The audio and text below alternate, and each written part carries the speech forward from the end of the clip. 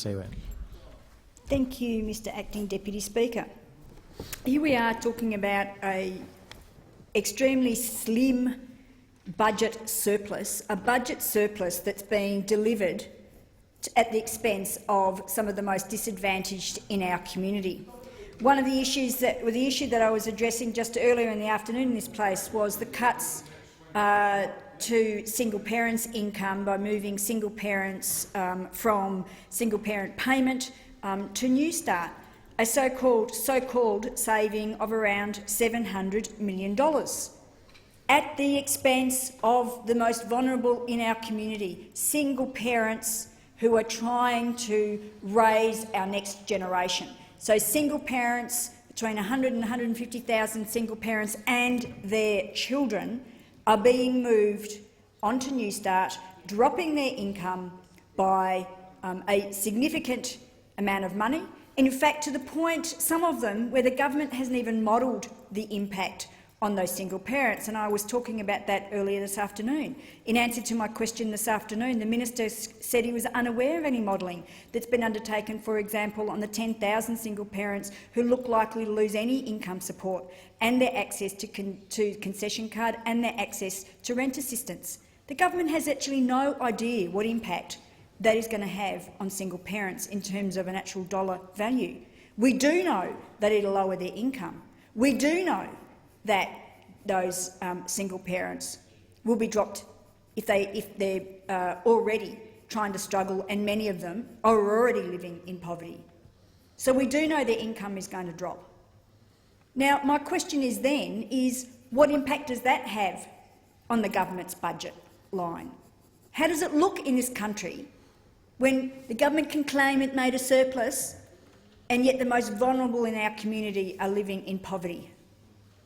You just have to look at the ACOS report, the Australian Council of Social Service poverty report that they put out at the beginning of Poverty Week in October, that shows there's a growing body of evidence about the extent to which people in Australia are facing multiple deprivations, such as the inability to heat their homes or to afford school things. That 35% of people on social security payments are unable to raise $200 in an emergency. Alarmingly, that more than half of the households with Newstart as the main source of income are living in poverty, as are 1/4 of the people in sole parent families. The ACOS poverty report demonstrated that 48% of these households experienced 3 or more financial stresses like these in the last year. I, in fact, launched Anglicare's report, When There's Not Enough to Eat, also in October in Poverty Week, that demonstrated what many other emergency relief services are reporting, and that is that a significant proportion of the people accessing their services are single parents, and that Anglicare found that 45,000 of the households using their emergency relief services were unable to feed their families properly. In other words, families are going hungry. Those most vulnerable in our country are going hungry.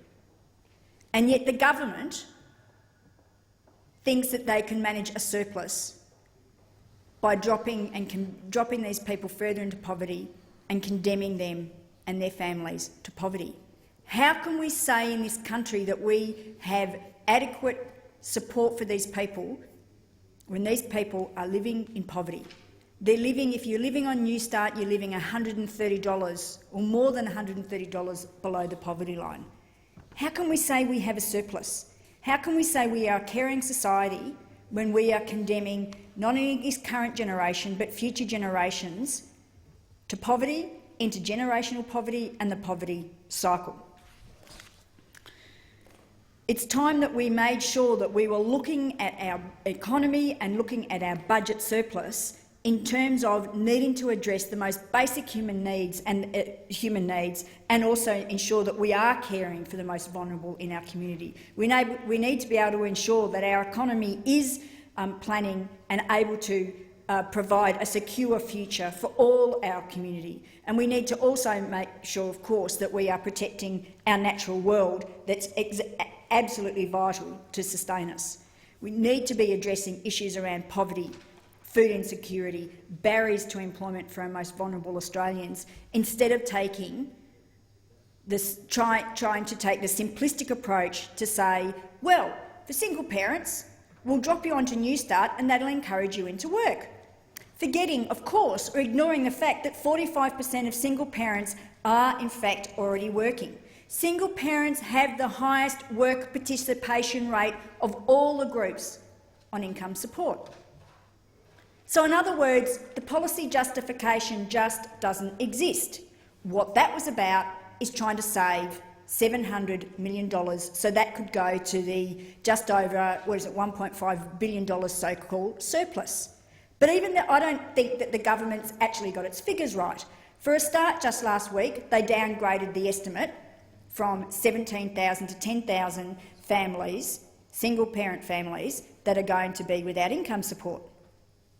Now, not only could the government not tell us what impact that's having on their families, my question is then, if you've done the budget calculations based on 17,000 people that you're going to manage to successfully get off income support by dropping them further into poverty, what does that have to the bottom line?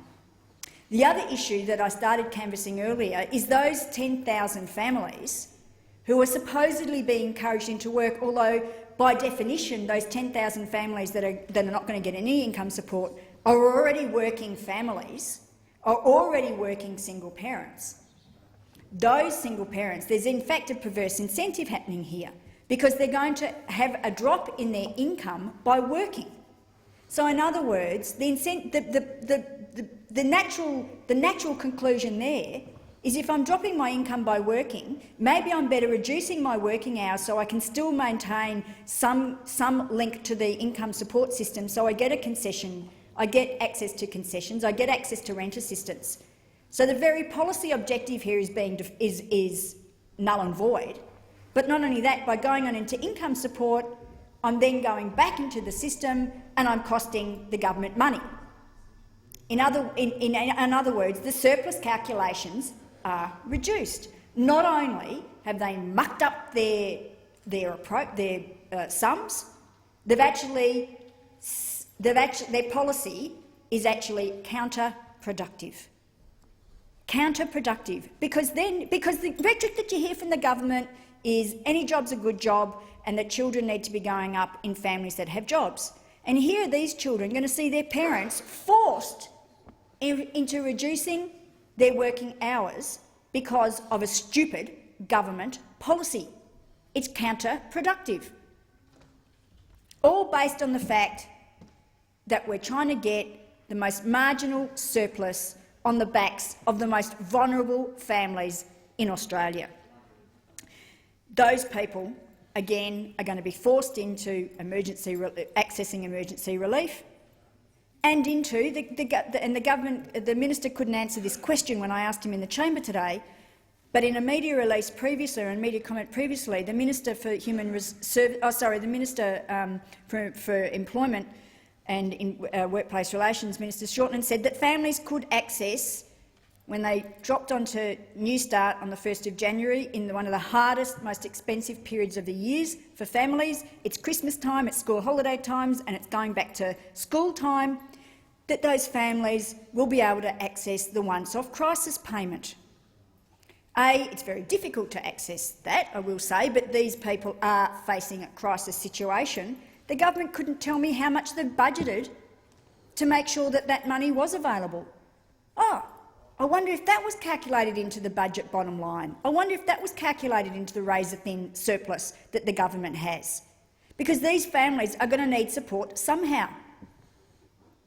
Other than that, they're going to emergency relief centres. And when I asked earlier in the year about whether the government was going to make extra funding available to emergency relief, they said no.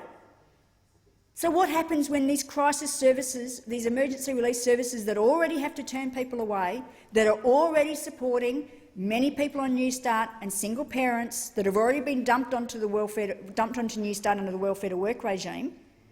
How do we support these people? How can we say that we have a caring society and that we have a surplus when it's on the backs of the most vulnerable in this country and that people are living in poverty, and we are condemning them to intergenerational poverty. We are condemning them to the poverty cycle unless we re-evaluate the way that we see the economy supporting our community and start putting people first and not seeing the economy as an end in Senator, itself. I see what your time's expired. Senator Mason.